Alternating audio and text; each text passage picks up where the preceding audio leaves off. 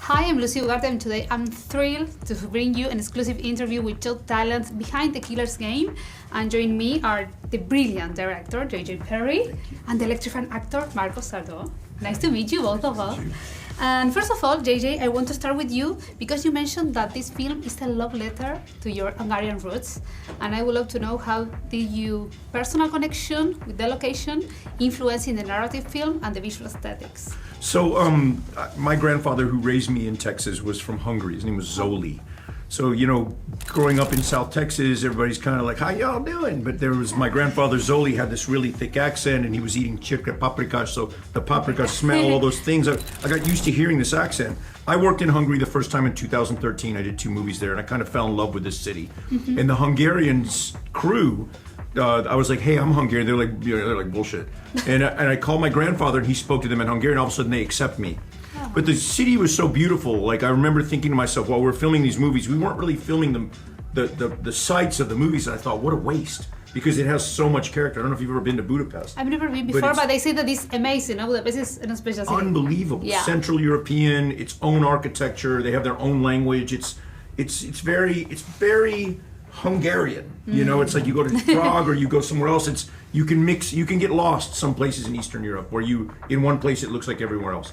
Budapest is Budapest. So getting there and being able to do this movie there was like a love letter from my grandfather. And using, like, in my mind, Budapest was number 3 on the call sheet. Oh. You know, it was like you got Flood and Maisie, and there's Budapest, and then there's all the assassins. That's kind of the way I saw it. Wow, it's like a character in the movie, That's right? That's right. That's so interesting as a director that you choose that, like, your personal life between the narrative.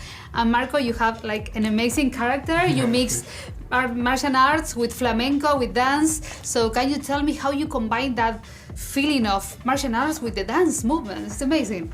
Yeah, well, yeah. How you did it? Yeah, well, it was a lot of work, a lot of practicing, but everything started when Jay called me and told me this story about this opponent that he used to fight when he was a fighter, a martial artist back in the day. He's like, I got this guy that he just wears his earphone and he just is a beast fighting, and then without it, he's off timing and everything. So let's do something like that. And then I used that as a ingredient to create all this backstory of this character. So like, why he's listening to this music? So then it comes the flamenco, and then because maybe he has a loved one that likes to dance, and then he's revenging through the dance and killing, and that's how the characters start appearing. And then we were going back and forth with JJ, and we had a blast, combining the steps, or the kicks, and then with the fingers of flamenco, and it was very, very nice. You already know flamenco? No, I had to just learn everything. Yeah, I would try. I had to see videos and stuff. And JJ joined to the classes, to the lessons. No, JJ. I can salsa. I know. I'm from Texas. Salsa. I'm from Texas. Oh, so you dance a little bit. A little bit. Yeah.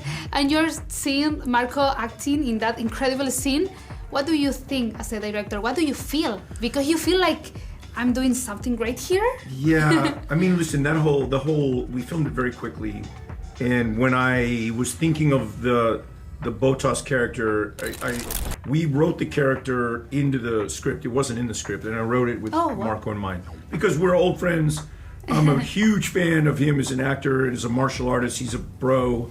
And if you're going to go somewhere and do something difficult, you want to call all your friends. Mm-hmm. Like if you're going to get a fight somewhere, call everyone that you know that can fight and is cool. So he showed up, and I knew he was going to take the ball. I knew I was going to throw 10 cents. He was going to make it 30. All of a sudden it was going to be $100. It was just going to be like, I knew it was going to compound, and he just absolutely crushed it. And him and Dave loves it. Dave loves Marko. It was so much fun to watch those two. Yes, and finally, I need 2 questions because I have only 1 minute.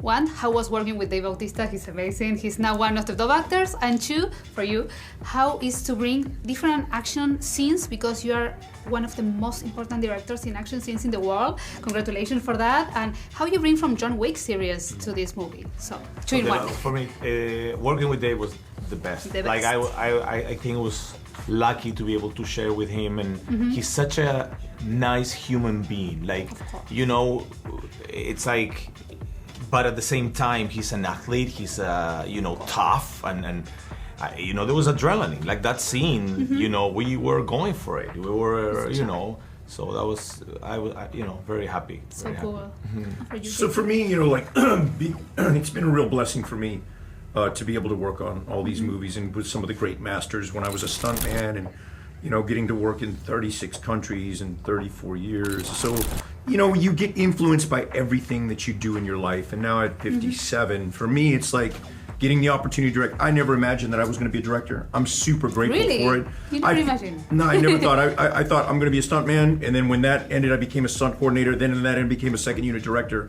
But my opportunity to direct came, and I'm super grateful for it. But I still think we have some things to do. Of course. So yeah, I'm grateful, and hopefully we'll do a Killer's Game too, and maybe Botas comes back with a peg leg. More projects coming up. I'm so excited to know that. I hope we do. Oh, thank you so much for your time. So tomorrow, everyone, I'm going to come to see the Killer's Game. Invite to all the Chicas Guapas. Chicas Guapas, Vengan a ver ven a ver. Killer's Game. Killer's Game. Yay! Ándale pues. Woohoo!